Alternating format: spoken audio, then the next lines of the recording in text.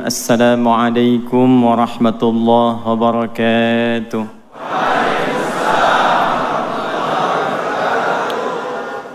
Alhamdulillahi wa kafa, wassalatu wassalamu ala rasulillahil mustafa, nabiyyina wa sayyidina Muhammadinil wafa wa ala alihi wa sahbihi wa dzurriyyatihi wa ummatihi ila yaumil wafa wa ba'd.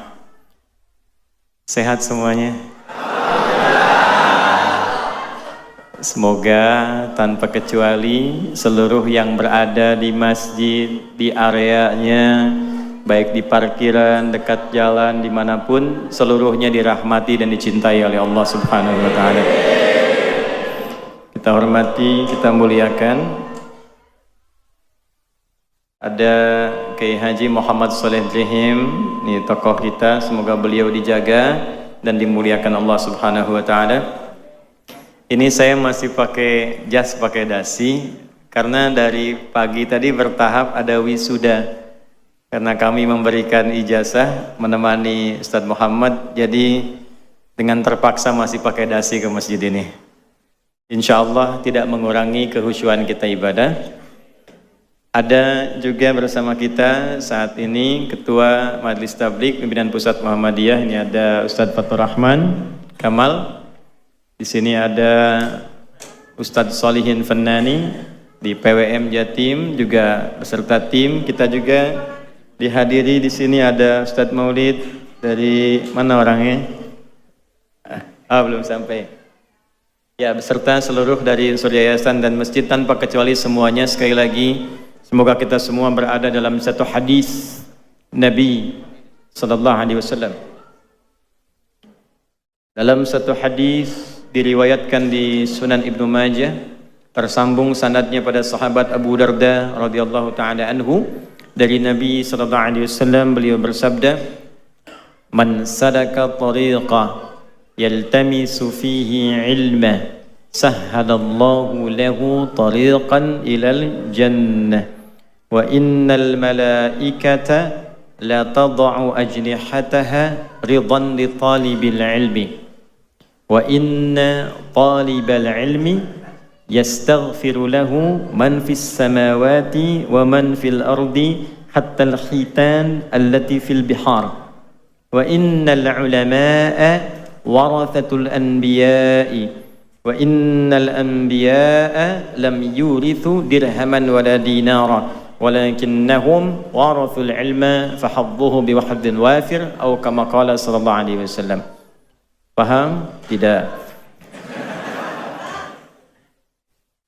Siapapun, laki-laki perempuan, tua muda, besar kecil, bergelar ataupun tidak, salaka tariqa, yang menempuh perjalanan yang tidak mudah.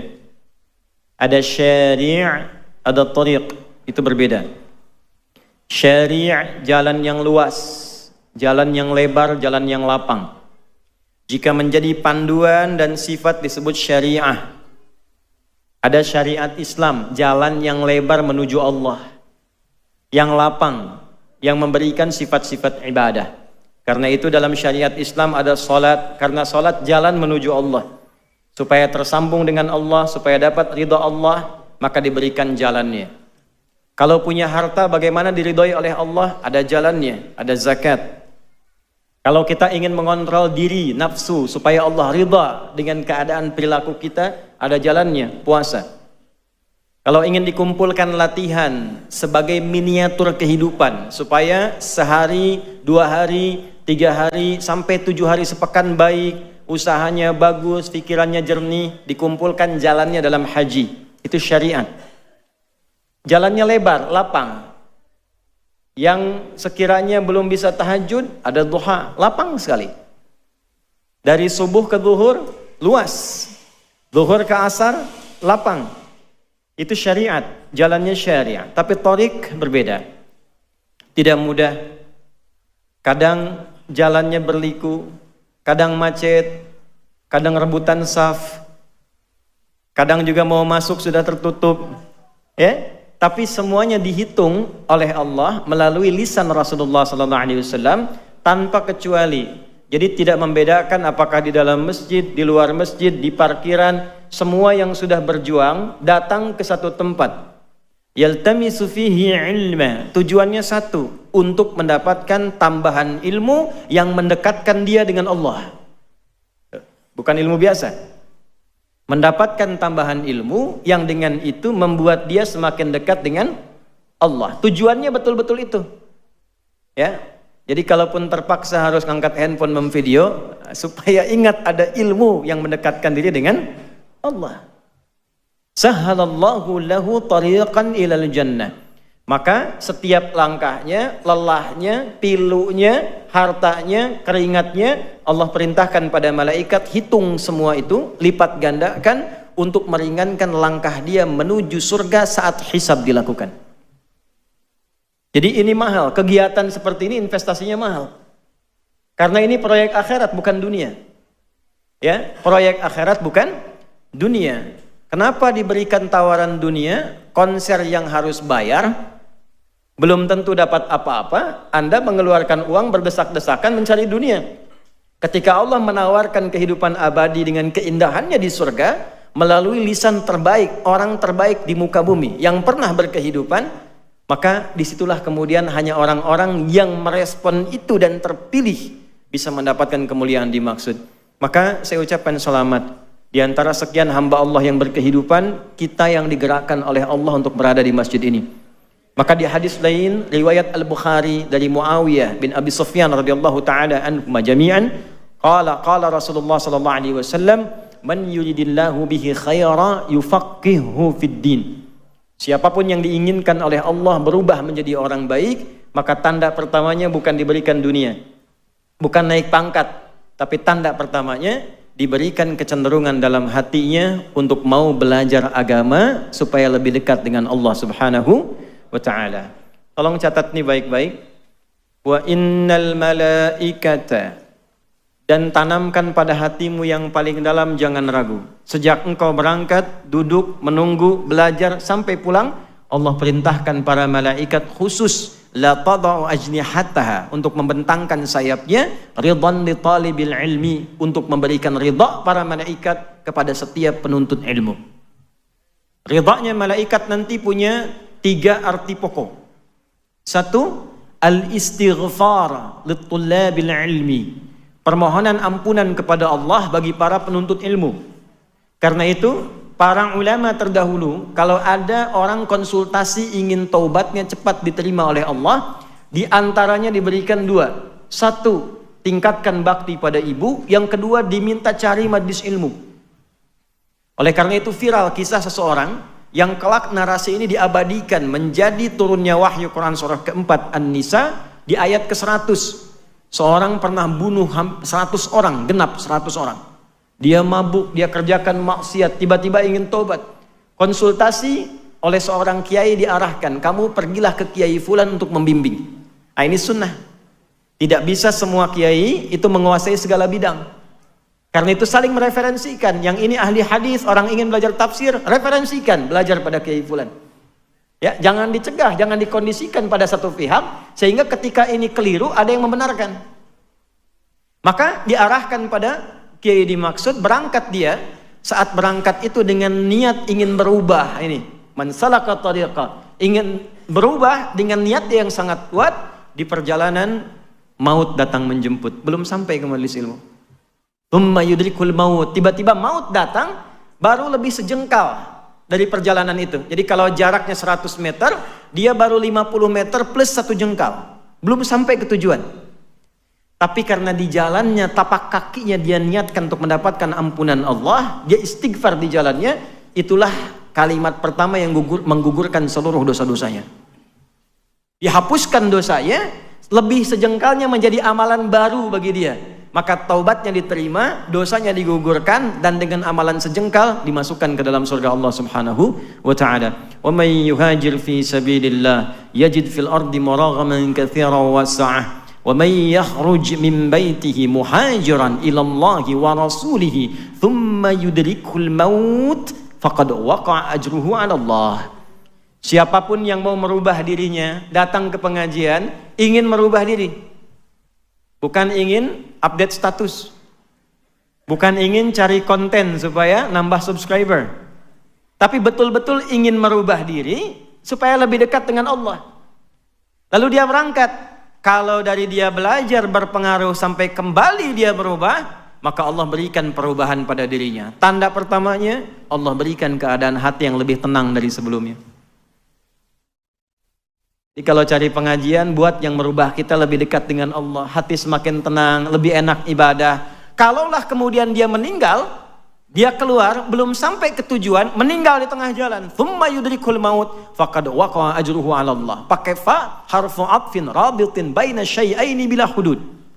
Huruf penyambung dua peristiwa tanpa jeda. Peristiwa pertama berangkat dari rumah mau ngaji, peristiwa kedua datang kematian.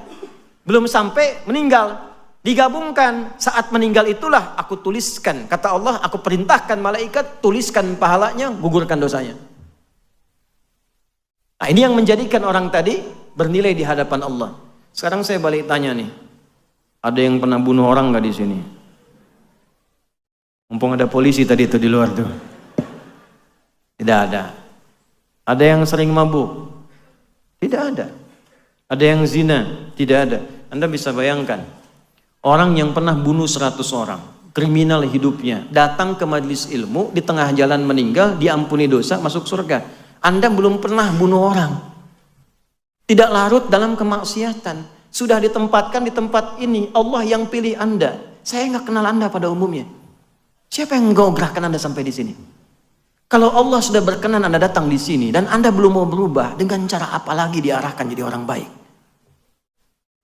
Itu hal pertama yang paling penting tanamkan pada diri kita. Syukur ya akhi. Ikhwan, bersyukurlah. Alhamdulillah, siang panas, orang waktunya tidur, makan, istirahat. Anda kok mau ngaji gitu? Ada yang dari pagi di sini saya dengar. Ada yang dari subuh. Tuh. Padahal saya masih di Sidoarjo dari subuh. Tuh. Ya, siapa yang gerakan Anda mau ke sini? Kalau dengan semacam itu Allah sudah gerakan, belum terfikir Anda untuk berubah, maka dengan cara apa lagi difasilitasi? Karena itulah mari kita mulai kajian kita dengan singkat dan padat. Bagaimana membekali diri supaya lebih bersemangat untuk menjadi pribadi yang lebih baik. Inilah materi yang coba kita uraikan jika ujian itu terjadi. Itu temanya ya? Nah, maka hadapilah.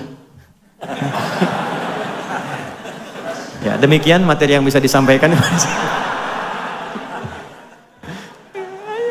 Terus tadi ujian terjadi kok bikin status. Nggak nyangka ya. Yang terjadi ya hadapi. Selesai materi. Salah sendiri yang bikin judul tuh. Baik. Apa itu ujian? Wa ma adraka ma ujian. Bagaimana menghadapinya? Seperti apa konstruksinya?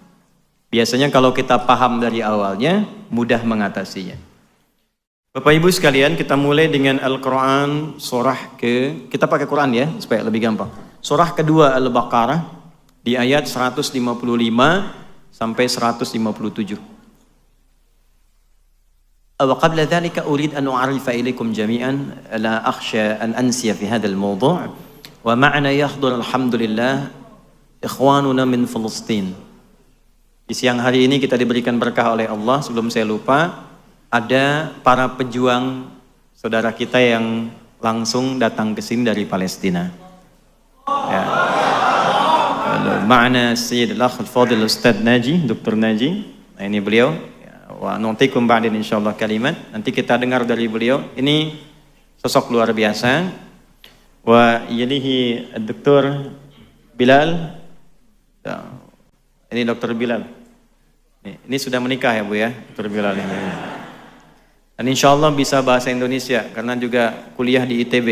Ini yang Dr. Bilal. Kemudian yalihi Dr. Ali, Syekh Ali. Assalamualaikum warahmatullahi wabarakatuh. Nah, bisanya itu aja bahasa Indonesianya nanti.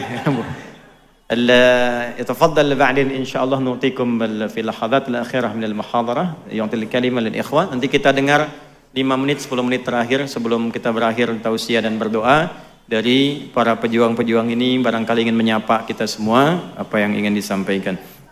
Baik. Bapak Ibu sekalian, kita mulai Quran surah kedua Al-Baqarah di ayat 155 sampai 157. A'udzu billahi minasyaitonir rajim. Bismillahirrahmanirrahim.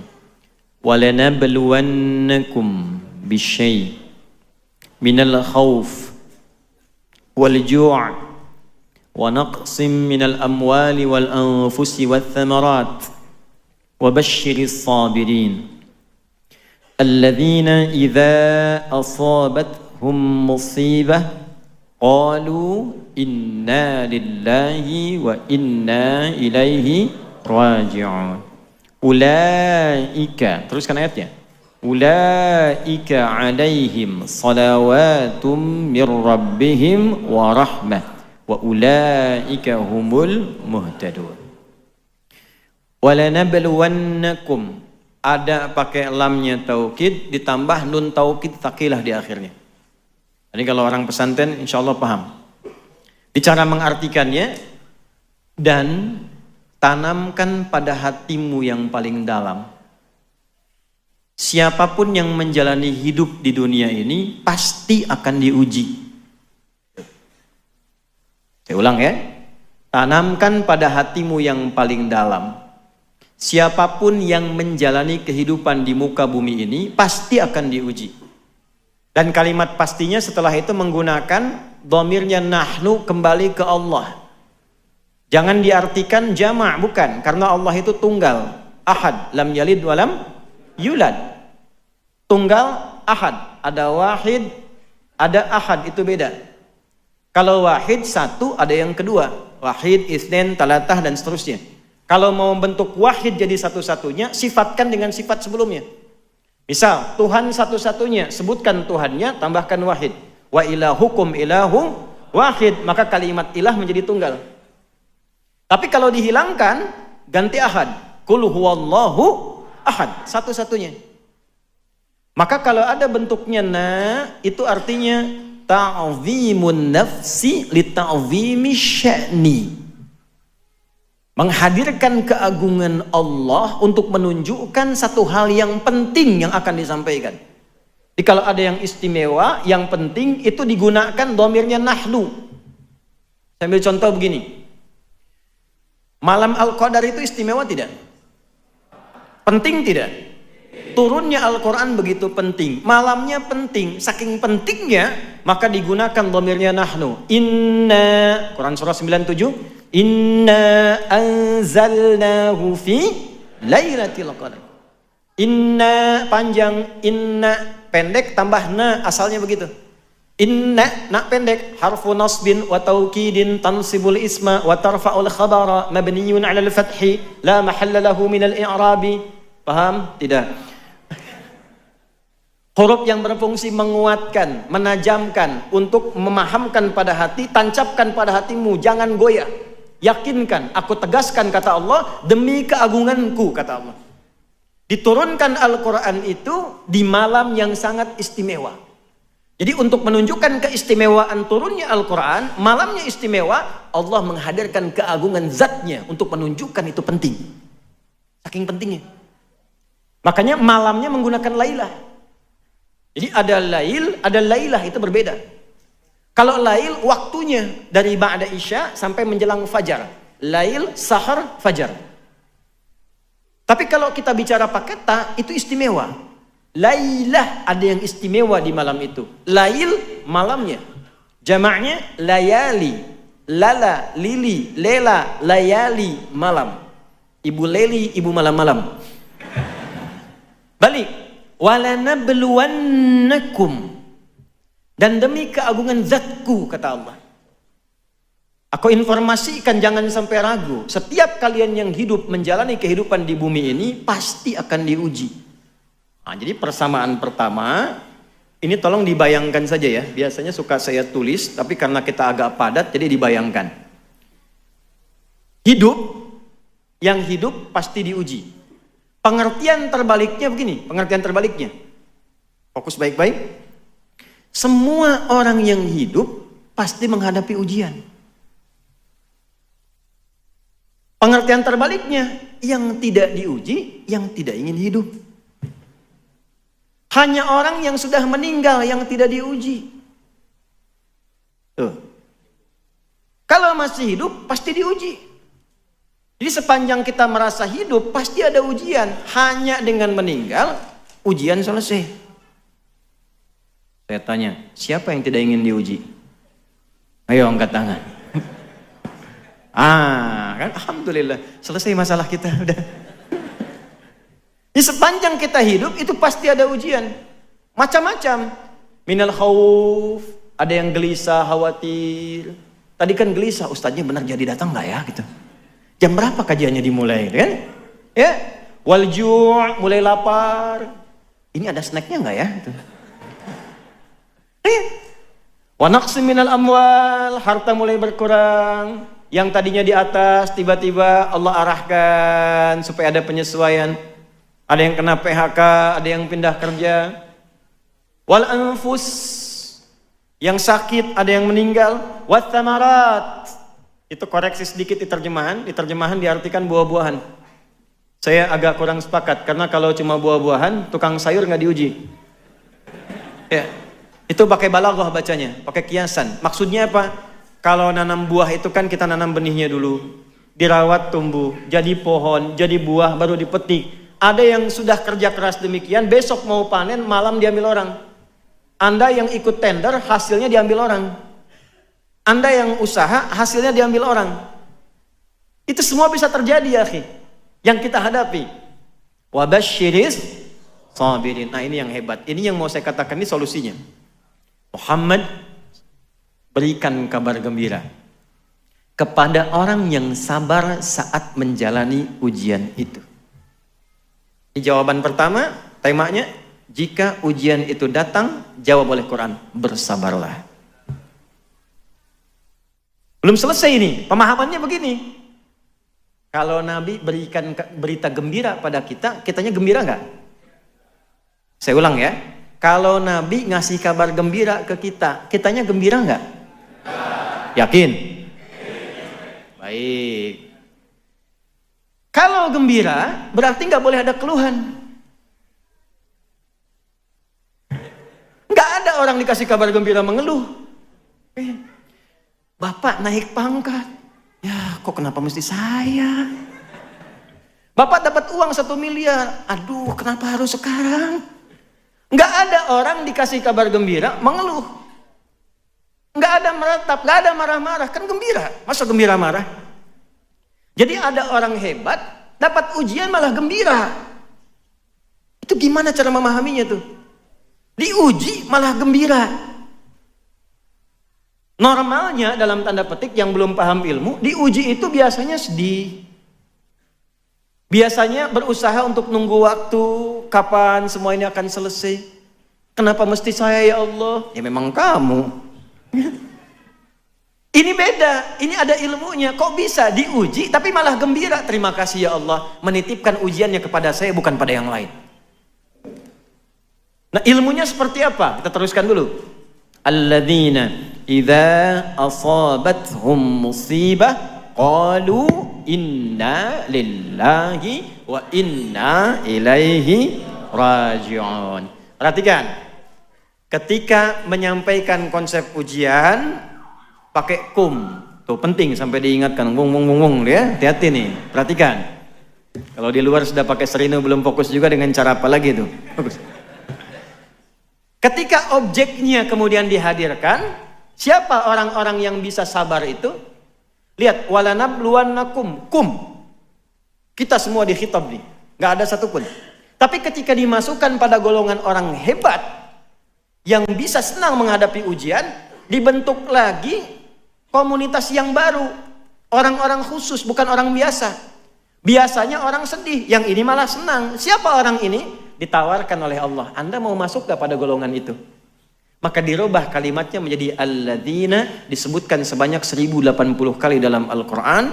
Bentuknya ini isim mausul, konjungsi, bentuknya jama. Bisa laki-laki, perempuan, besar, kecil, lintas gelar sosial. Jadi kita diajak oleh Allah. Ya, jadi nggak terbatas pada kiai saja. Kiai nggak tahu ilmunya sedih juga. Bukan terbatas pada ustadz saja, tidak. Kita semua ditawarkan, mau nggak punya gaya hidup yang menghadapi apapun senang. Di sini senang, di sana, di mana-mana. Bukan hatinya aja, pikirannya senang, fisiknya senang, gitu. Semua nyaman. Maka apa yang kemudian kita lakukan? Orang-orang hebat ini terbuka tawarannya ialah orang yang idza asabathum. Idza ketemu fi'il madhi maknanya mudhari'.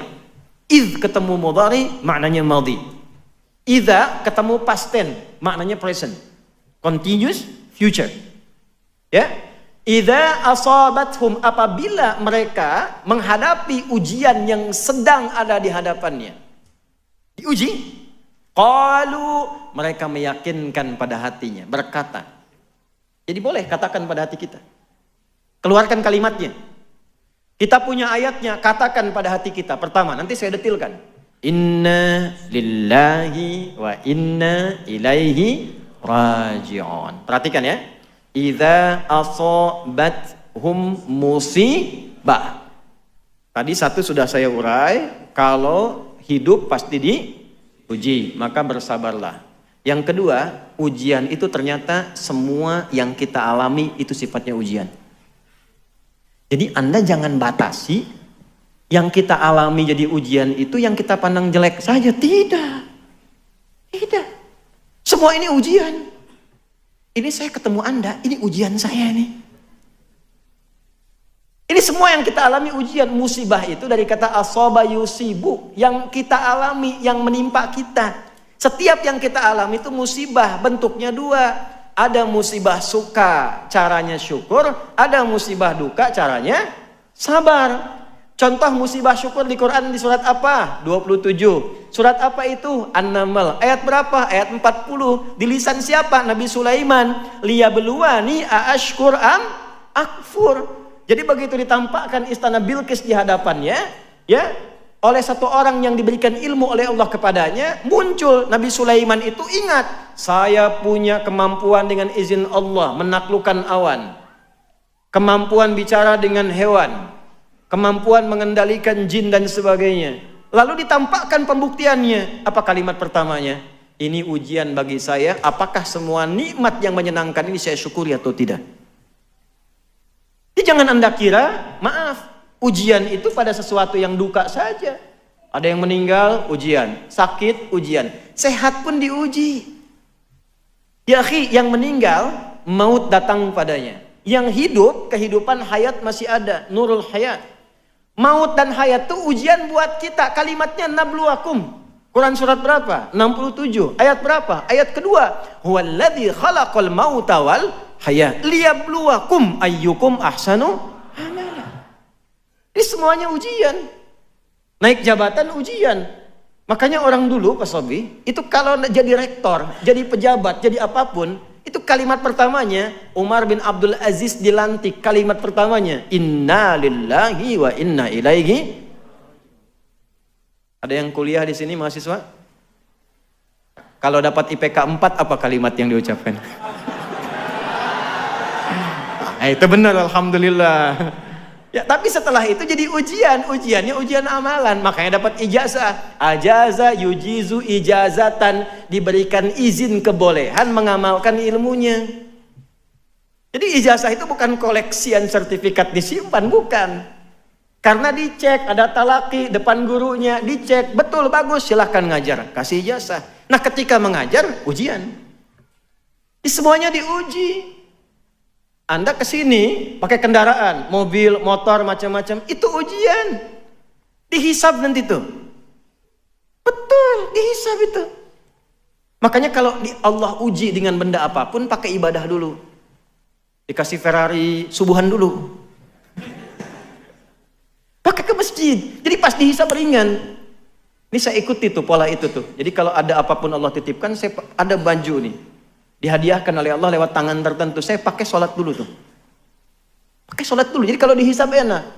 Ya di hidayat dari mana engkau dapatkan? Ya Allah, engkau maha tahu dengan segalanya. Si fulan memberikan hadiah dengan izinmu. Kemana engkau gunakan? Ya Allah, dipakai sholat. Gampang. Bajunya dikonfirmasi benar. Ya Allah, saya dipakai sholat di Masjid Nurul Hayat, Masjid As-Salam dan sebagainya. Nah, ini bikin sepekan sebelum acara. Dijahit di tempat bagus, dapat baju baru, dipakai kondangan. Salah? Tidak. Cuma dihisab. Tidak salah. Pulang dari sini, Ibu ya, Bu.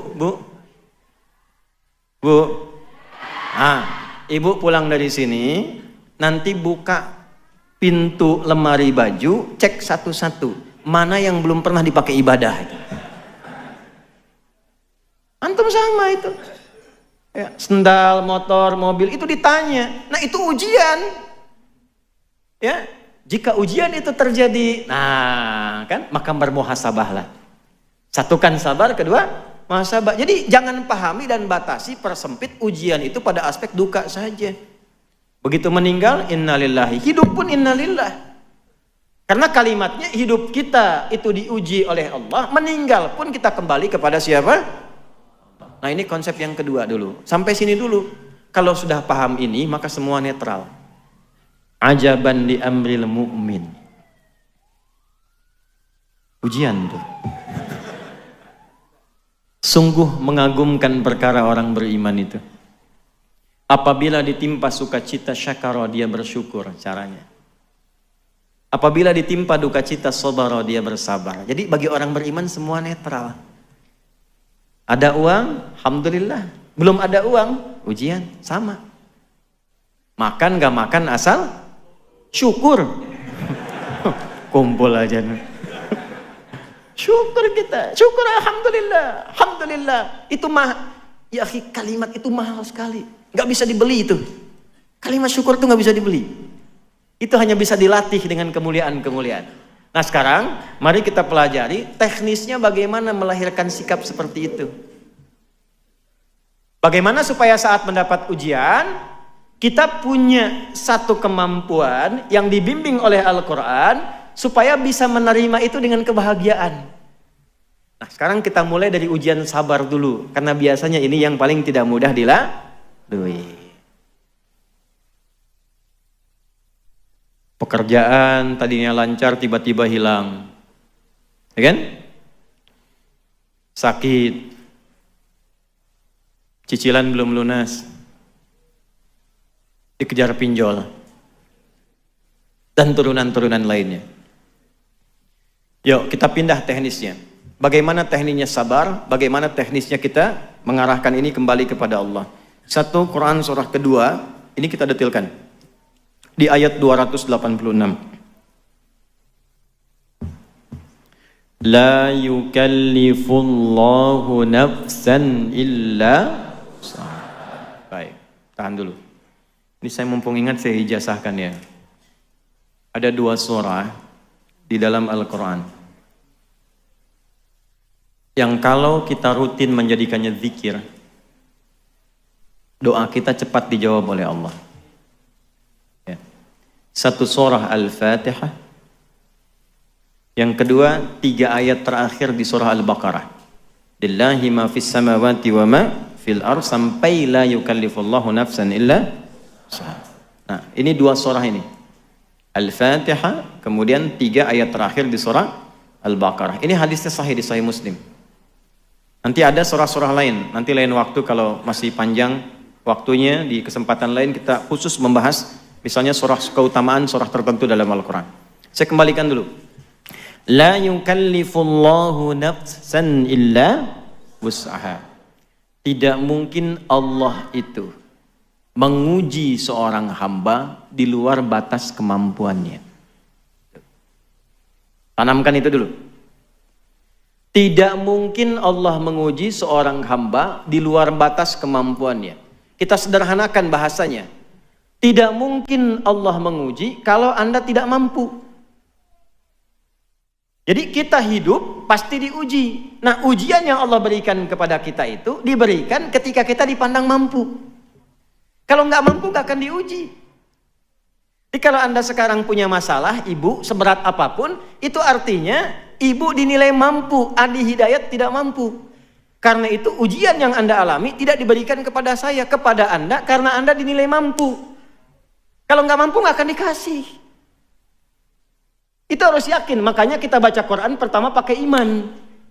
Kalau nggak pakai iman susah. Quran tuh perlu pakai iman. Dibuka dengan kalimat iman untuk menguatkan iman. Jadi yakinkan dulu pada diri kita. Setelah yakin tanamkan motivasi diri kita. Tidak mungkin saya diuji kalau saya nggak mampu. Itu. Bikin status kalau dalam bahasa kita, pasti bisa, pasti bisa, pasti bisa. Allah pilih saya karena saya mampu. Nggak mungkin diuji kalau nggak mampu. Tanamkan dulu itu. Nah ini bagian pertamanya. Dan kalau Allah percaya, Anda nggak boleh ragu. Yang nitipkan Allah bukan saya, bukan yang lain. Ini bagian satu. Ya, jadi apapun yang kita alami dalam hidup, kalau sudah ditakdirkan kita menjalani itu, artinya kita mampu menyelesaikannya. Satu. Dua, pindah sebentar. Suka berdoa nggak? Hah? Suka. Kan biasanya pengen sukses ya, pengen lancar ya, pengen baik ya. Apa tandanya doa Anda akan dijawab? 1 juta. Benar, 1 juta tuh. Tolong catat tuh. Ya. Kalau Anda sabar 2 detik aja, jadi 5 juta tuh. Cuman tercatatnya kan 1 juta. Mas, yang ini mas ya. Apa tandanya bahwa doa Anda akan dijawab? Diberi ujian. Itu tandanya. Nih, saya kasih tahu sebentar. Ini saya baru ikut wisuda tadi nih, ya. Ini rektornya nih Pak Sobi nih, ketua SDIKD-nya. Bagaimana tandanya seseorang itu bisa diwisuda? SD pengen naik ke SMP, SMP pengen ke SMA. Bagaimana caranya bisa naik? Diuji dulu. Kalau nggak ikut ujian, dia nggak akan naik kelas. Nggak mungkin tiba-tiba wisuda, tak pernah ujian. Pasti disoal.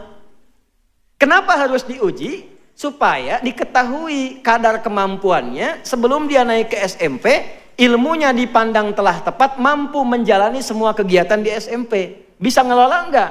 Bisa ikut pelajaran enggak? Bisa nyelesaikan enggak? Maka ujian itu berfungsi menguatkan siswa tadi, sehingga ketika dipandang kuat, siap dia menjalani kehidupan berikutnya. Kita berdoa, tanda doa dikabulkan itu dikasih ujian dulu. Jadi jembatan menuju jawaban doa itulah ujian.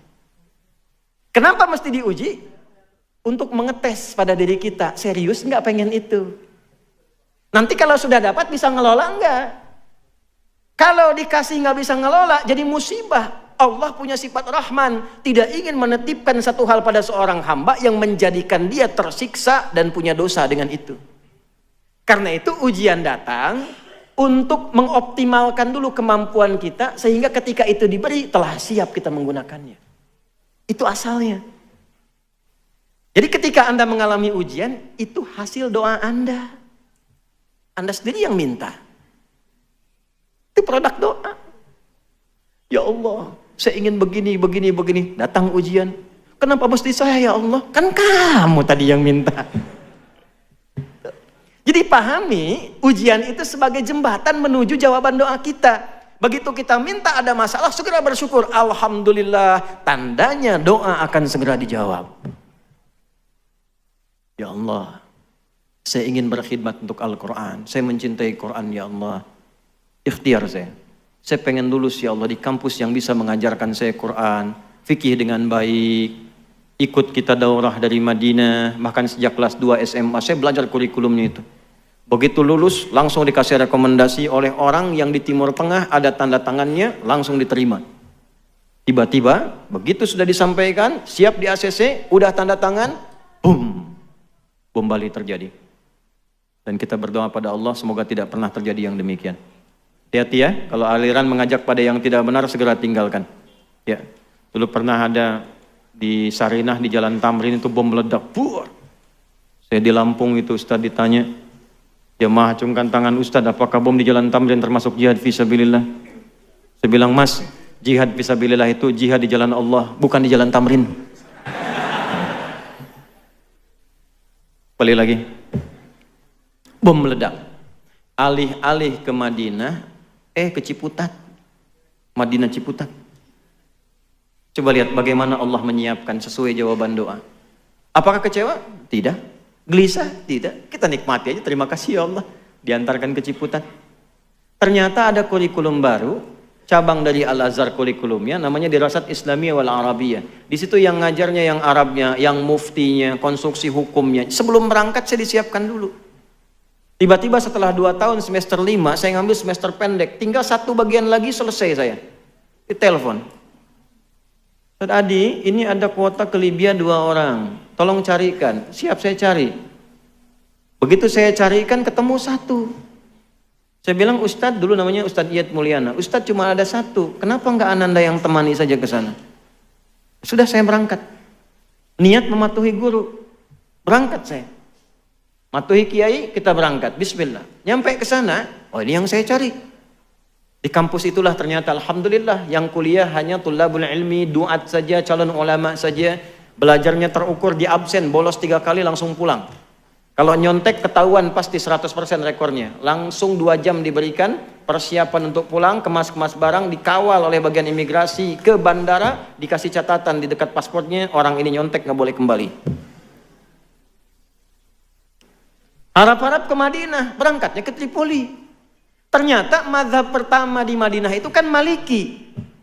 Imam Malik itu imam Darul Hijrah, lahir di Madinah, tumbuh di Madinah, wafat di Madinah. Mazhabnya Maliki, Darul Hijrah. Saya diantarkan ke tempat pertama mazhab Maliki itu berada. Sekarang menyebarnya di mana? Afrika Utara, di Tripoli, Libya, mazhabnya Maliki. Maka berangkat ke sana, ngaji tafsir, kemudian ke Kairo, ke Syekh Tantawi, Jauhari. Belajar tafsir, ngambil tafsir Al-Wasit, belajar di Bu'oth. Dapat hadiah kitab tafsir Al-Wasit, dapat mazhab Syafi'i. Belajar dengan Syekh Wahbah Zuhaili, lalu ngambil Maliki, ngambil Syafi'i. Ternyata dari situ diberangkatkan juga ke Saudi. Akhirnya kita ke Ummul Qura, kita kunjungi Madinah, dapat Hambali. Pulang-pulang ketemu teman-teman dari Asia Selatan, India, Pakistan, ya kan? IPB, India, Pakistan, Bangladesh. Ya, ternyata itu apa? Hanafi. Jadi kita berharap satu mazhab, Allah antarkan 4 mazhab. Karena kebutuhan rakyatmu, kebutuhan masyarakat umatmu di Indonesia bukan 1-2 mazhab, 4 mazhab. Disitulah kita belajar, oh ternyata alumni kita itu luar biasa. Ada yang ke Madinah, ada yang ke Libya, ada yang ke Maroko, ada yang ke Tunis. Pulang-pulang menyebar. Yang dari Madinah pulang ke Surabaya, baca bismillahnya karena Hambali disirkan, keluar. Bismillahirrahmanirrahim. Alhamdulillahi Rabbil Alamin. Yang pulang kemudian dari Mesir, baca bismillah dijaharkan. Bismillahirrahmanirrahim. Alhamdulillahi Rabbil Alamin. Yang pulang dari Libya, dari Tunis, yang dari Asia Selatan, itu Maliki dan Hanafi, bismillahnya tidak dibaca langsung hamdalah. Alhamdulillahi Rabbil Alamin. Setelah dicek, Allahu Akbar. Ternyata cara baca bismillah dipelajari 4 mazhab, ada 4 cara. Kurang lebih ada yang menghitung 70 hadis, caranya ada 4. Bisa dibaca keras jahar, bisa disirkan silent, bisa tidak dibaca sama sekali, bisa dibaca rakaat pertama bismillah jahar, selanjutnya nggak dibaca. Seperti Imam Madinah yang kemarin bacakan di Istiqlal. 4 cara. Kalau tidak belajar itu masalah. Saya jadi petugas haji 2010 di Masjidil Haram. Orang pertama yang menerima jemaah Indonesia, imamnya Syekh Sudes pada waktu itu sholatnya Isya. Istawu, istaqimu, Allahu Akbar. Alhamdulillahi Rabbil Alamin. Komen jemaah samping saya, iki imamnya Muhammadiyah ya. Saya nggak jadi takbir. Muhammadiyah cabang Masjidil Haram.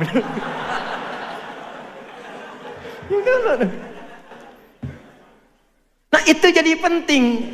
Ketika ilmu itu ada, punya keyakinan, kenapa saya diberangkatkan itu? Oh saya baru paham, ini maksudnya.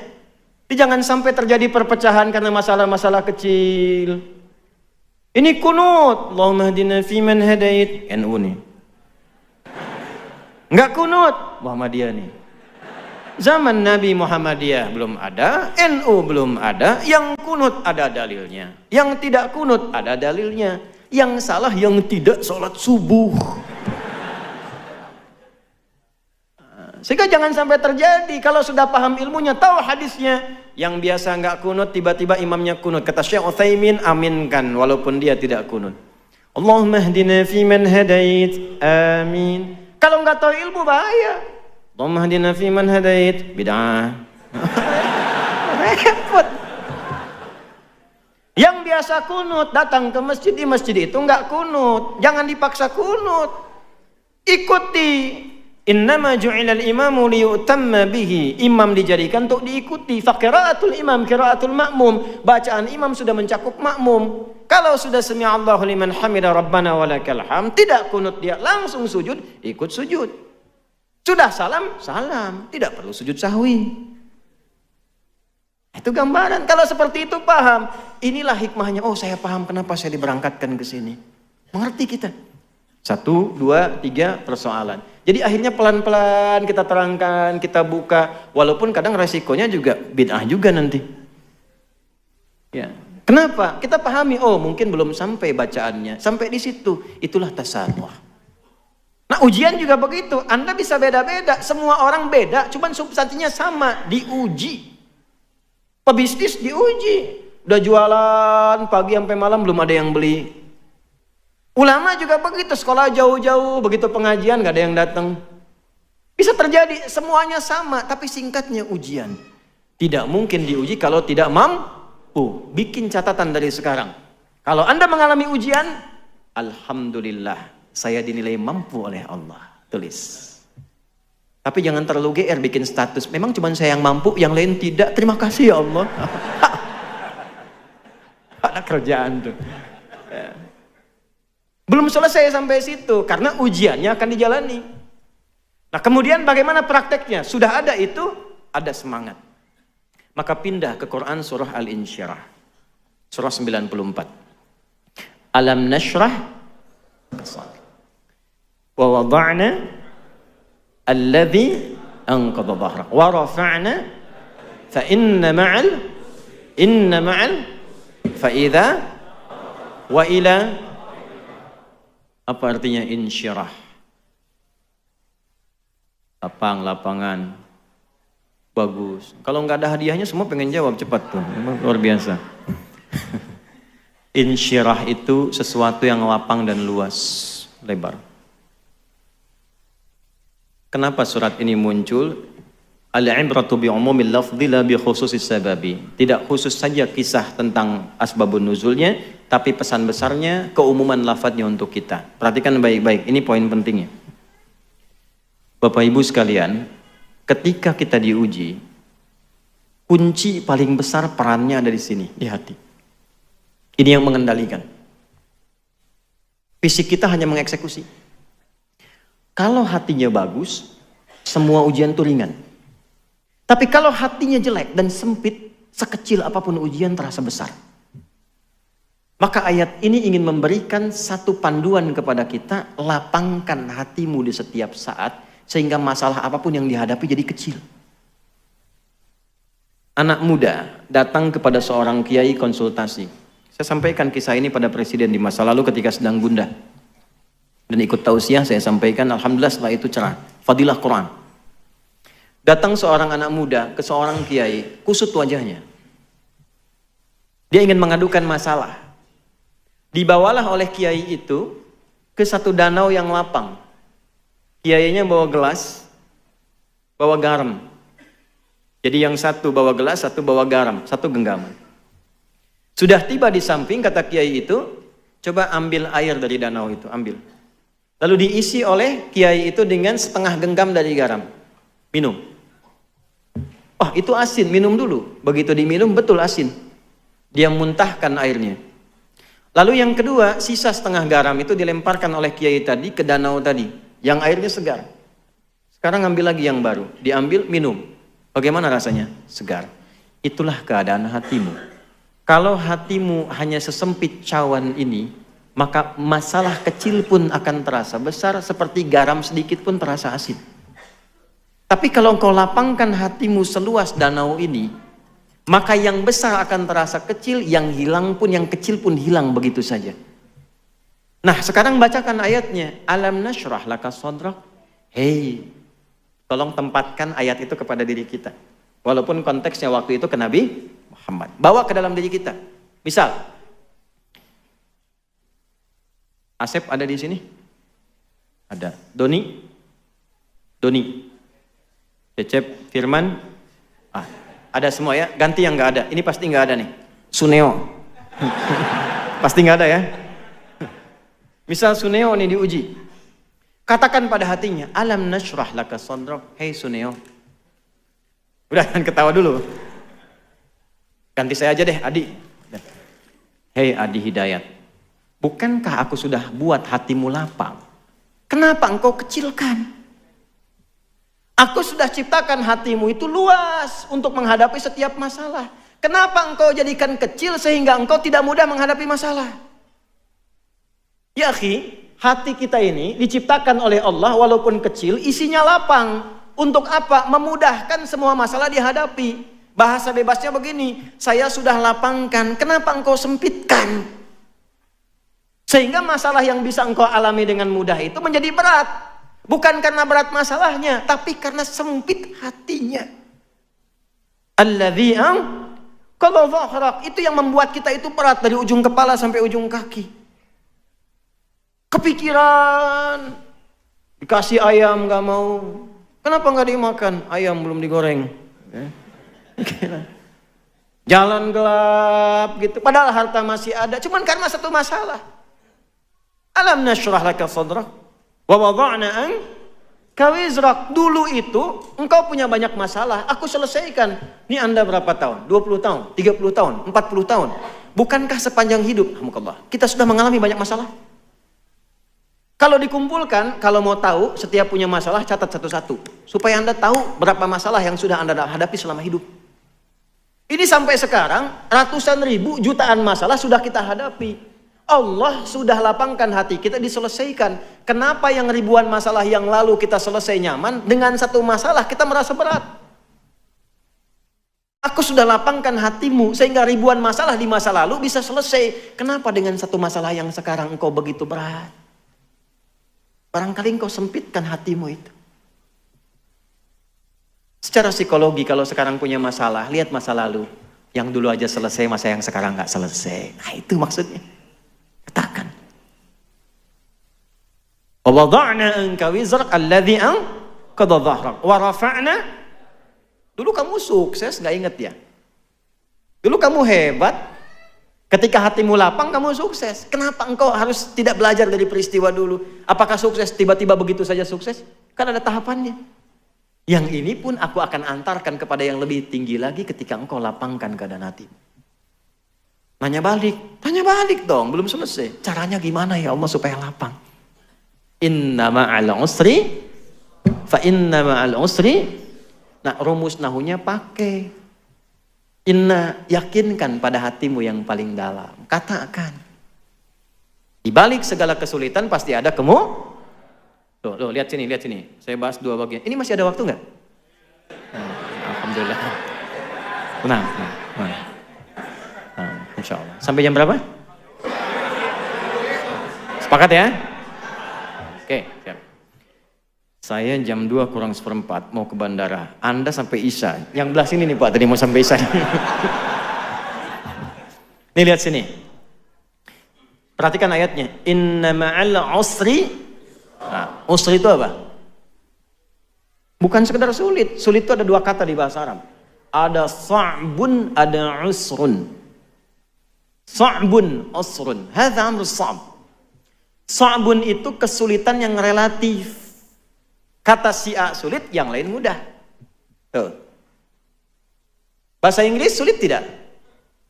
Sulit kata seseorang, kata orang Inggris gampang. It's very easy to speak English because I'm England, ya kan? Gampang. Hey John, have you been? Betul, bahasa Surabaya bagi orang Inggris susah, bagi orang sini gampang, betul itu. Ya. Bahasa Arab itu gampang sekali. Saya tinggal di Arab, paling mudah bahasa Arab. Saking gampangnya, anak-anak kecil tuh bisa dari kecil bahasa Arab. Jangan Anda katakan karena dia tinggal di Arab, karena unta sudah ribuan tahun di Arab, gak bisa bahasa Arab. Beo Surabaya, bawa ke Arab, ajarin kaifa haluk dalam sehari. Kaifa haluk. Beo. Halo? Itu so'bun, relatif. Tapi yang usrun, semua menganggap sulit. Siapapun menganggap sulit. Bawa mobil mudah atau sulit? Sulit bawa mobil. Mengendarai mobil relatif, bawa mobil sulit. Coba praktekin di luar tuh. Bawa mobil. Hamdus sayyarah amrun thaqil ya akhi. Susah itu, amrun usrun. Amma qiyadatus sayyarah hada rubbama sa'b wa sahal. Alaysa kadhalik? Bala, idzan nahnu nuwasil bil lughah al-arabiyyah idzan ma'al demikian. Sebaliknya, perhatikan baik-baik. Mudah itu bahasa Arabnya ada dua. Ada yusrun, ada sahlun. Sahlun itu relatif. Kata si A mudah, yang lain belum tentu. Tapi kalau yusrun, itu semua mengatakan mudah. Tuh, lihat lawannya. Usrun ketemu yusrun. Bukan cuma hurufnya ditukar, ain jadi ya, bukan. Itu pun dalam ilmu lughah, fikih lughah, itu hebat itu. Ain kan huruf sulit. Ya, wasatul halaq di sini sama dengan ha. Ana Arab. Ya, sini tuh, ya. Itu nggak mudah, ya itu mudah, ya. Dari yang paling sulit ke mudah. Nih, cara memahaminya bagaimana? Sesulit apapun masalahmu, yang orang lain mengatakan mustahil ini selesai, Allah berikan solusi yang paling mudah sampai mereka mengatakan, oh bisa ya, mudah banget. Kapan itu terjadi? Ketika Anda menancapkan keyakinan pada diri Anda. Jangan goyah, yakin tanpa ragu. Dari mana taunya? Inna tadi pakai harfu nasbin wa taukidin tansibul isma wa tarfa'ul khabara mabniun 'alal fathi la mahalla lahu minal i'rab. Pakainya pakai ilmu balaghah. Nasab, tancapkan. Nasabar rajulu asahu fil ardi. Menancapkan tongkat dengan kuat tanpa ragu. Tancapkan pada hatimu, jangan ragu. Katakan. Makanya boleh, Bu, diungkapkan dengan lisan. Jangan pendam di hati. Ungkapkan dengan lisan. Bagaimana kalimatnya? Pasti selesai. Kalau terjemah begitu, di balik kesulitan ada kemudahan. Kepanjangan. Pasti selesai. Ada solusinya. Tulis. Katakan pasti bisa, pasti bisa, pasti bisa. Kalau yang pertama tadi, tidak mungkin saya diuji kalau saya nggak mampu. Mampu. Yang kedua, pasti ada solusinya, pasti bisa. Itu yang punya ayatnya kita, yang pakai orang Jepang. Saya ngajar di Jepang dan belajar bahasa Jepang. Saya belajar bahasa Jepang. Watashi wa Indonesia no adi desu. Saya Adi dari Indonesia. Ya, kami buka sekolah di Saitama. Ada sekolah Islam pertama di Jepang dari TK sampai SMA. Itu kurikulumnya dari kami. Mau dibuka November nanti, tanggal 10, Hari Pahlawan. Yang mau saya katakan, di Jepang anak TK itu mempraktekkan makna ayat ini. Jadi kalau mereka sudah mau belajar, mengatakan, bisa, kami bisa, kami bisa, kami bisa. Ini kalau generasi tahun 80-90-an, dulu tahun 95-96, itu ada acara namanya Benteng Takeshi. Ya. Seangkatan dengan Dragon Ball kan? Ya, Susuke Watanabe yang baru meninggal kemarin tuh, ya. Baik. Saya hafal saya itu. Nonton? Enggak. Itu kalau mau menaklukkan Benteng Takeshi, dia kan dimodifikasi tank begitu kan? Terus lewat kan, reporter sampingnya mengatakan, kamu bisa, kamu bisa, kamu bisa. Tuh ayatnya dipakai. Di Korea, anak-anak TK Korea itu sebelum masuk kelas, karena Jepang bilang bisa, mereka mengatakan lebih dari Jepang, lebih dari Jepang, lebih dari Jepang. Itu betul dari sejak TK, lebih dari Jepang, lebih dari Jepang. Makanya Jepang bikin Honda, Korea bikin Hyundai. Betul, Hyundai itu pengucapannya, Hyundai tulisannya. Ya, Korea, Jepang masuk Piala Dunia, Korea juga nyusul. Itu produk kayak Sinteyong dan sebagainya itu, yang kemarin kalah 2-1 lawan Cina. Sebentar lagi kita ketemu Jepang itu, saya hafal. 1-1 dengan Australia, 1-1 dengan Saudi, 2 sama dan 96+3. Ya, waktu di Bahrain, hafal saya itu. Ya. Karena line up-nya kurang bagus waktu di Cina, mungkin persiapan Jepang yang turun pertama ya tidak seperti yang sebelumnya, maka kalah 2-1. Saya hafal, nonton? Enggak. Betul, saya nggak nonton cuma saya senang baca. Senang baca, lihat supaya aktual dalam dakwanya. Sir Alex Ferguson baru dipecat, saya tahu. Anda belum tentu tahu tuh. Sir Alex Ferguson tuh duta MU untuk global. Kemarin baru dipecat karena gajinya kemahalan. 33 juta itu pound setahun, kemahalan. Dipecat beliau, kemudian Eric Cantona marah tuh kemarin tuh. Apa saya? Nonton? Enggak. Kenapa ke situ? Balik lagi ya. Nah, katakan pada diri kita itu, saya mampu, saya bisa, ini pasti selesai. Katakan, supaya termotivasi. Nah, nanti setelah itu, jangan sampai di situ aja. Pasti bisa, pasti bisa. Tapi nggak ada ikhtiarnya, ya tetap nggak akan selesai. Fa'idha faraghta. Nah, mitigasi masalahnya apa sih sebetulnya? Kenapa ini sulit sekali? Apa masalahnya? Apakah masalah fisikal, intelektual, atau spiritual? Ini kok kerja susah sekali, melamar sudah kemana-mana. Tolak lagi, coba dicek. Mungkin bukan kurang pintar. Mungkin bukan kurang muter, kurang usaha. Mungkin kurang dekat sama Allah. Sehingga nanti paham hikmah. Ini ya, ini saya kasih rahasia di masjid ini. Ini sudah 4 rahasia saya kasih. Ini buat masjid ini saja. Tapi tolong jagain di antara kita ya. Rizki itu kedengaran? Tidak bisa jawab. Kedengaran? Tidak bisa jawab. Rizki itu hukumnya kalau kita bergerak itu tercatat untuk dikeluarkan. Rizki itu kalau kita bergerak hukumnya tercatat untuk diberikan, keluarkan. Ingat baik-baik itu. Jadi tidak ada yang sia-sia dalam ikhtiar kita mencari rizki. Kalau kita bergerak itu dihitung. Perkara diberikannya kapan, nanti Allah sesuaikan dengan maslahat kita. Makanya kenapa sering Anda ikhtiar, nggak dapat, begitu dapat agak lama jadi banyak. Itu akumulasi dari awal sampai hari itu. Itu rumus. Itu ada rumusnya di Quran surah ke-51. Di ayat ke-22, wa fis samai rizqukum wa ma tu'adun. Dan di langit rizkimu telah ditetapkan dan dijanjikan akan diberikan. Kapan janji itu diberikan? Ketika Anda ikhtiar. Kalau kita ikhtiar itu keluar dengan apapun caranya. Ini kan cuma penyebutan tuh beda. Si fulan pejabat, si fulan pedagang, itu kan nama manusia, perbedaan saja. Intinya rizkinya diberikan. Itu sudah hukum. Jangankan manusia, hewan pun kalau mengikuti hukum ikhtiar diberikan. Dan kadang-kadang nggak masuk akal. Ya, karena masuk ke iman, untuk penanda iman, bukan cuma ke akal. Saya tanya nih untuk membuktikan. Bu, ibu tahu cicak?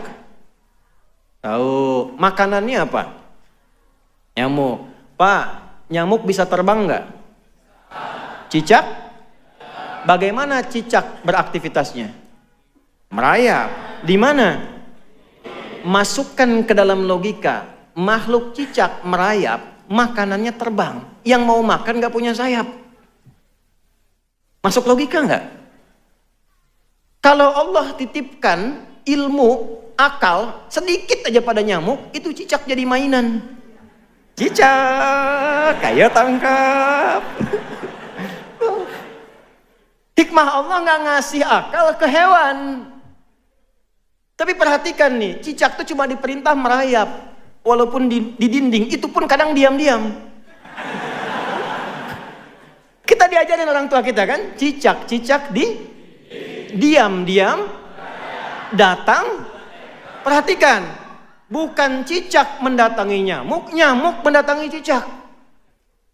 Kapan nyamuk datang ke cicak? Kalau cicaknya merayap.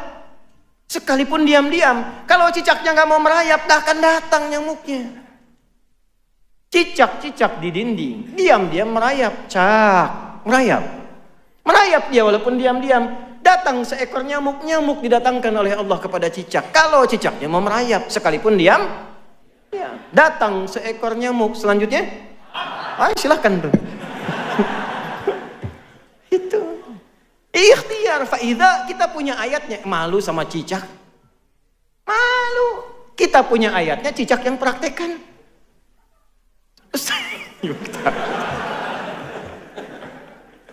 Ibu. Terus ngejek lagi. Kan? Nah, makan nyamuk tuh. Kita punya ayatnya, yang ngaji kita masa yang praktekkan cicak? Ya. Nih, tahu cacing nggak? Cacing tahu? Kalau cacing disimpan di atas wajan, terus bawahnya dipanasin tuh, wajannya, kartelnya dipanasin, cacingnya gimana? Menggeliat, gerak kan? Gerak. Pertanyaan saya kenapa? Salah. Bukan panas karena cacing nggak bisa ngeluh. Aduh panas, aduh sakit, nggak bisa. Karena nggak banyak ngeluh, dia langsung cari solusi, bergerak, berikhtiar, cari tempat yang membuat dia lebih dingin. Hewan tahu, kita manusia lebih mulia daripada hewan. Walaqad karramna bani Adam, wa hamalnahum fil barri wal bahr, wa razaqnahum minat thayyibat, wa faddalnahum ala katsirin mimman khalaqna tafdila. Quran surah 17 ayat ke-70. Nah, ikhtiar. Kalau nggak ikhtiar susah, Pak. Ada 2 orang di Mesir, mahasiswa pintar, dua-duanya ahli Quran. Cuma beda pandangan. Yang satu punya prinsip, dia hafal tadi Ad-Dariyat tadi, pokoknya kalau rizki Allah pasti kasih, nggak nyari pun diberi. Teman yang kedua bilang, kamu harus ikhtiar, tetap dicari. Untuk membuktikan itu sepakat, yang pertama yang beranggapan rizki akan diberi walaupun tanpa ikhtiar, maka dia berusaha sembunyi di ruang DKM masjid, di bawah meja ada kolong. Datanglah donatur muhsinin. Tuh Ustadz Maulid tuh, ternyata muhsinin ada sanadnya tuh. Biasa bagi makanan. Begitu dibagi yang lain dapat, ini nggak dapat karena sembunyi. Kan nggak boleh ikhtiar. Lapar 1 hari. Hari kedua dibagi, ini nggak dapat. Begitu hari ketiga, makanan banyak diberikan, sisanya agak banyak, ini sudah nggak bisa tahan lapar. Hal min akhar, kata muhsinin tadi, ada yang lain nggak? Kata DKM-nya karena nggak tahu, la yujadah, khalas intah, nggak ada yang lainnya lagi. Ini karena nggak tahan lapar, akhirnya dia kasih kode. Kan? Baik. Maka ketika dengar itu kaget, dibuka ada orang sembunyi sudah kelaparan, dikasihlah kemudian 3 bungkus. Jatah hari pertama, kedua, ketiga, bayangkan. Poinnya bukan itu. Ketika itu diberikan, datanglah kawan yang kedua itu untuk membuktikan. Kan saya bilang apa dari hari pertama? Rizki itu mesti dicari walaupun dengan kode kan? Ini nggak ada teh manis anget misalnya. Enggak, ini contoh aja. Mesti ada. Kalau nggak ada begitu, nggak ikhtiar, nggak akan bisa terjadi. Contoh.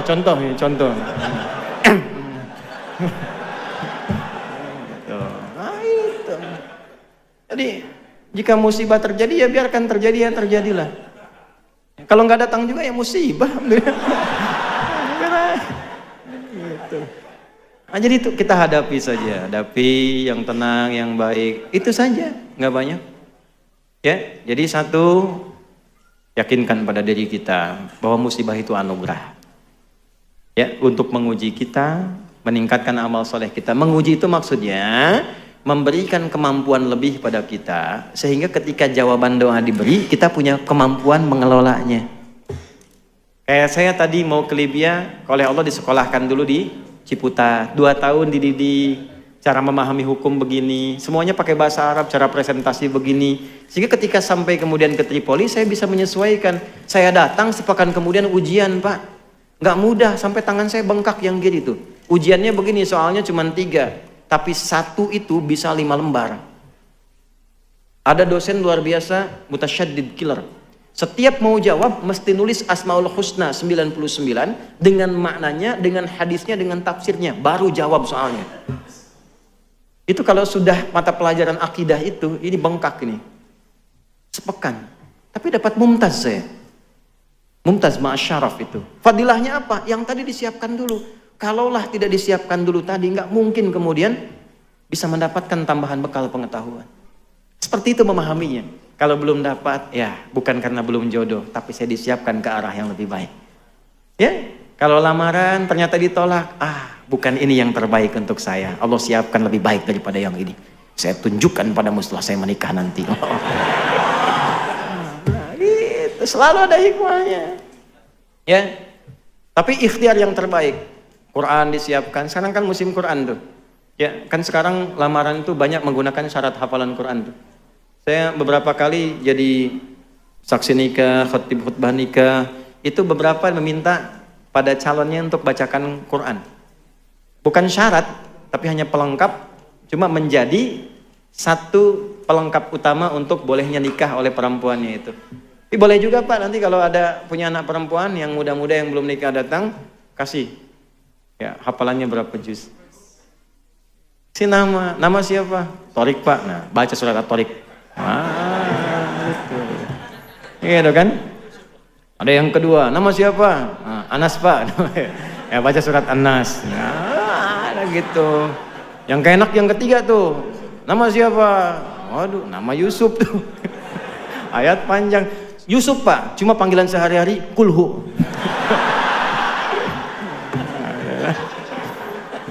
Ya itu ya yang kita kaji hari ini. Amanat saya 2. 1, jaga sholat. Saya mohon kalau bisa saling mendoakan, upayakan tahajud. Ya, kalau sholat 5 waktu nggak usah ditanya, itu standar. Tahajud itu luar biasa fadilahnya. Kalau bisa jangan tinggal kalau masih mampu menunaikannya. Berusaha walaupun sunnah hukumnya. Yang kedua, Quran. Saya mohon Quran, jadi ahli Quran. Jadi ahli Quran. Sehari baca Quran. Baca ya, baca Quran. Mau tidur baca dulu. Mau berangkat 1 lembar aja, suami istri 1 halaman sebelum tidur sama anak-anak baca. Insya Allah teduh ke hati.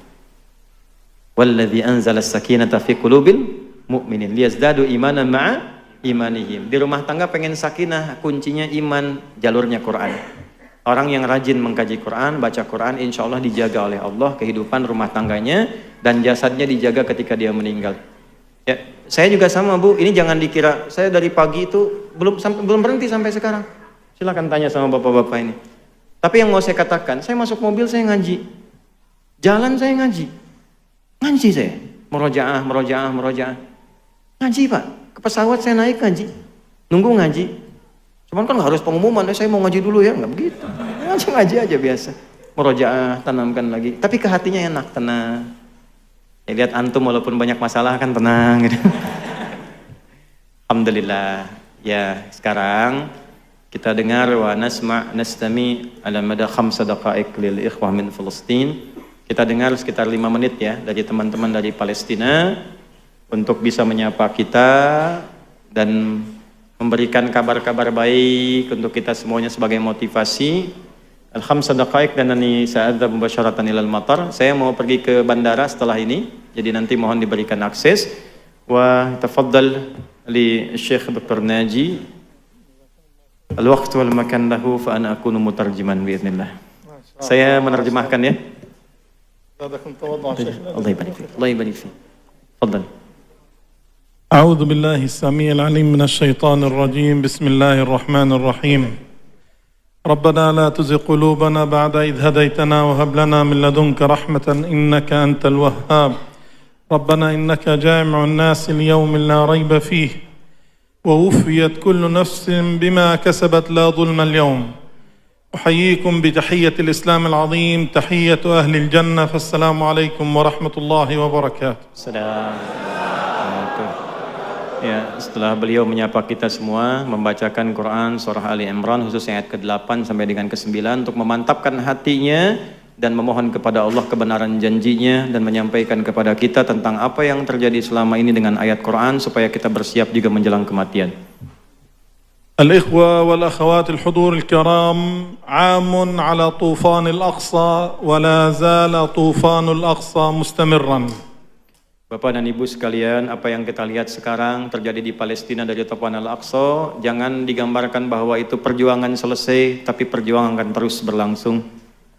طوفان الأقصى يناديكم جميعا يا بني اركب معنا. Perjuangan di Palestina memanggil kita semua, bukan sekedar bagi penduduk Palestina, wahai seluruhnya, naik bersama perahu bersama kita menuju ridha Allah Subhanahu wa taala. غزة اليوم بإذن الله أعدت أنفسهم إخوانكم في غزة أعدوا أنفسهم لمعركة طويلة. غزة بإذن الله لن ترفع الراية البيضاء والنصر بإذن الله تعالى سيكون حليف هذه الأمة. نحن لا نخشى على غزة بل نخشى على أنفسنا.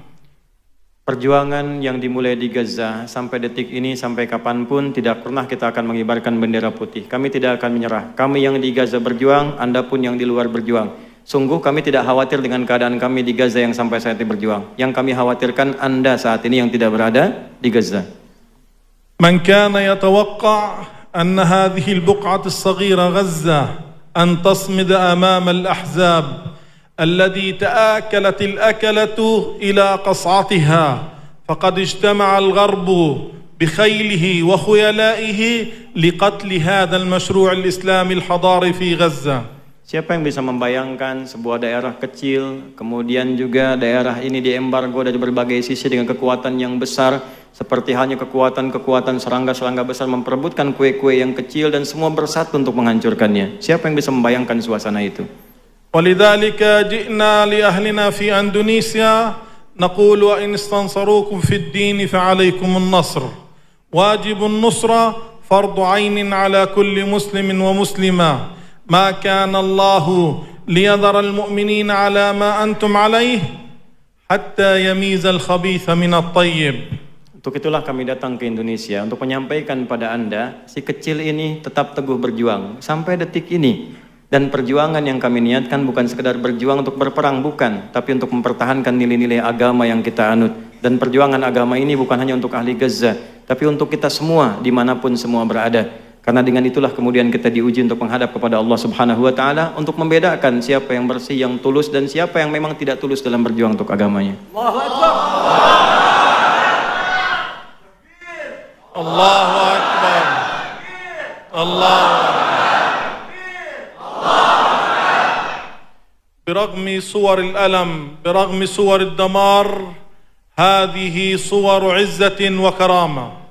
غزة بإذن الله ستكمل الطريق ولكن ونقول وبكل ثقة قد اقترب الوعد الحق فالحق بالركب لا تبرحوا الجبل لا تتركوا غزة وحيدة.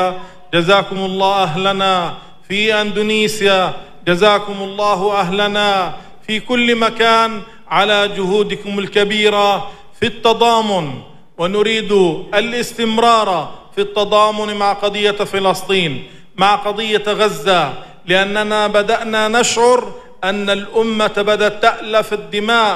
غزة ليست أرقاما فالوقت من غزة من دم لذلك عدد الشهداء في كل دقيقة يزداد فقفوا مع قضيتكم بارك الله فيكم والسلام عليكم ورحمة الله وبركاته.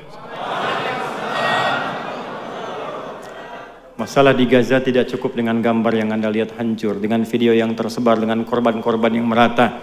Bukan masalah angka yang bisa Anda hitung, tapi di sana ada darah-darah para pejuang, di sana ada darah-darah orang yang tidak berdosa, di sana ada tanda-tanda perjuangan.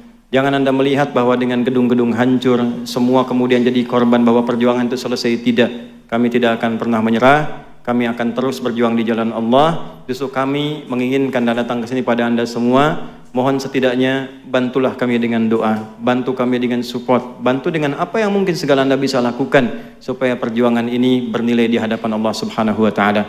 Inilah yang bisa beliau sampaikan untuk kita semua. Dan Alhamdulillah ini ada Majlis Tabligh PP Muhammadiyah, ma'ana Majlis Tabligh PP Muhammadiyah. Saya andamu ma'akum fi qadiyat Gaza untuk menyampaikan juga bantuan ke Gaza sejumlah 1 miliar rupiah. Min Majlis Tabligh Ustaz Fatur Rahman, fadhal.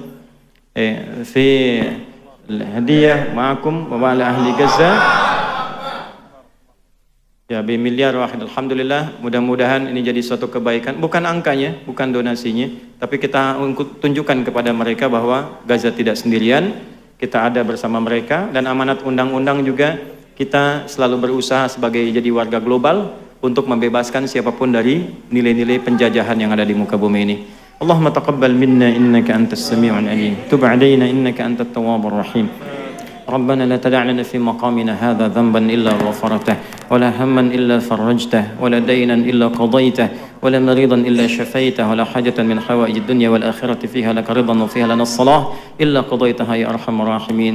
اللهم يا خير الناصرين اللهم انصر إخوتنا في فلسطين في غزة يا أرحم الراحمين واجعل أحياءهم مجاهدين في سبيلك وموتاهم شهداء وألحقنا معهم في رحمتك يا أرحم الراحمين. وألحقنا معهم في رحمتك يا أرحم الراحمين وألحقنا معهم في رحمتك يا أرحم الراحمين مع الذين أنعمت عليهم من النبيين والصديقين والشهداء والصالحين وحسن أولئك رفيقا ربنا آتنا في الدنيا حسنة في الآخرة حسنة وقنا عذاب النار وصلى الله على سيدنا محمد وعلى آله وصحبه أجمعين وآخر دعوانا سبحانك اللهم ربنا وبحمدك نشهد أن لا إله إلا أنت نستغفرك ونتوب إليك والحمد لله رب العالمين نصر من الله فتح قريب وبشر المؤمنين. Mohon diberikan akses karena saya harus langsung ke bandara ya. Assalamualaikum warahmatullahi wabarakatuh.